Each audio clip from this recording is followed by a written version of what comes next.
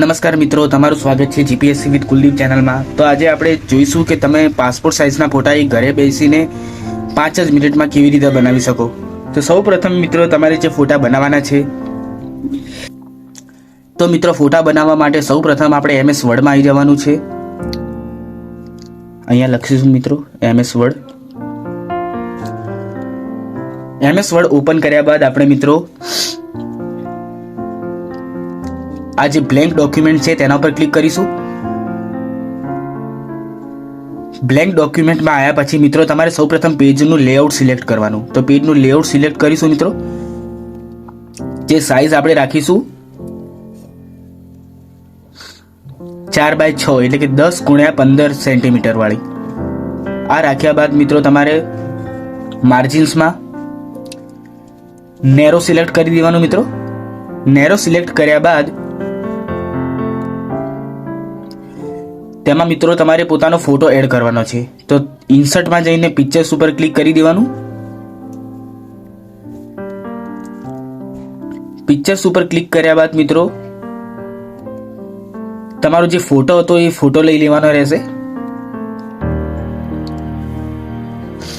Photo લઈ લીધા બાદ મિત્રો તમારે એની સાઇઝ સિલેક્ટ કરી દેવાની। જે આપણા પાસપોર્ટ ફોટાની સાઇઝ છે એ અહીંયા ઉપરના ભાગે મિત્રો 1.7 રાખવાનું છે।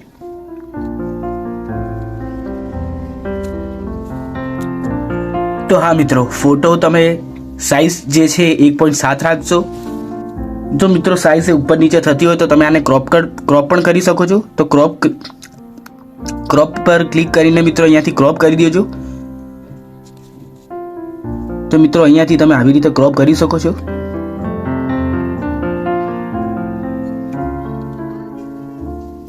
આ મિત્રો તમે અહીંયાથી ક્રોપ કરી દીધા બાદ તમે પાછો અહીંયા જે સાઇઝ હતી 1.7 એ તમે પાછી સિલેક્ટ કરી શકો છો।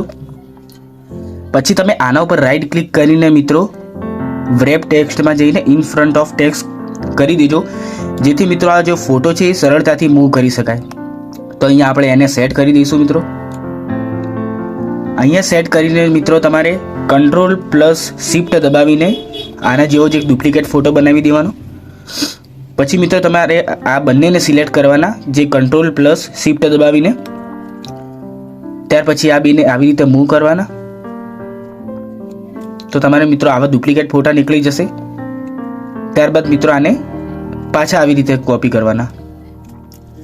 તો મિત્રો તમારા આવી રીતે જે 6 ફોટા છે પાસપોર્ટ સાઇઝના એ મિત્રો તમારા બનીને રેડી થઈ જશે મિત્રો।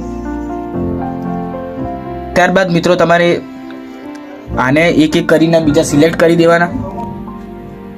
તો આવી રીતે મિત્રો તમારે એક એક ફોટો જે છે એ બધા ફોટા સિલેક્ટ કરી દેવાના। આવી રીતે મિત્રો ફોટા સિલેક્ટ કરી દેવાના। ફોટા સિલેક્ટ કરવા માટે તમારે એ જ દબાવવાનું મિત્રો Ctrl+Shift। આવી રીતે સિલેક્ટ કર્યા બાદ મિત્રો તમારે જે પિક્ચર બોર્ડર છે ત્યાં આવી જવાનું। પિક્ચર બોર્ડર ઉપર ક્લિક કરીને તમારે વેટમાં આવી જવાનું। વેટ તમારે મિત્રો જે 1.5 ઇંચ છે એટલે કે 1.5 આ મિત્રો તમારે રાખી દેવાની, જેથી તમારા ફોટામાં એ સારી એવી બોર્ડર આવી જશે। તો મિત્રો તમારો આ ફોટો જુઓ બનીને એકદમ રેડી થઈ ગયો છે। ત્યારબાદ આ ફોટાને પ્રિન્ટ આપી દેવાનો મિત્રો, જે Ctrl+P દબાવી દેવાનું। Ctrl+P દબાવ્યા બાદ તમારે મિત્રો અહીંયા પ્રિન્ટર સિલેક્ટ કરી દેવાનું। પછી પ્રિન્ટર પ્રોપર્ટીઝમાં જઈને તમારે મિત્રો અહીંયા જે છે પ્લેન પેપર એની જગ્યાએ તમારે ફોટો પેપર ગ્લોસી લેવાનું, અહીંયા કરીને ઓકે આપી દેવાનું। અને જેવી રીતે મિત્રો તમે પ્રિન્ટ ઉપર ક્લિક કરશો તેવી રીતે તમારો આ પાસપોર્ટ ફોટો એ નીકળીને તૈયાર રહેશે।